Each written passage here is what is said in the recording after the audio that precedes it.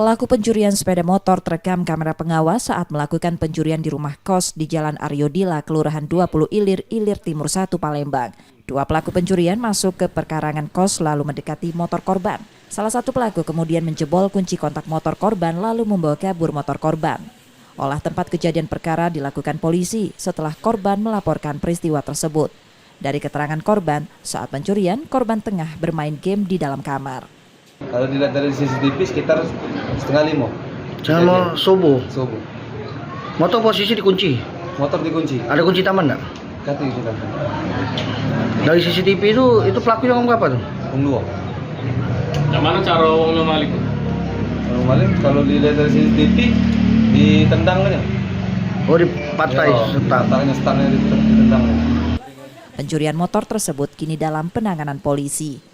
Yudi Kiswanto, Kompas TV, Palembang, Sumatera Selatan.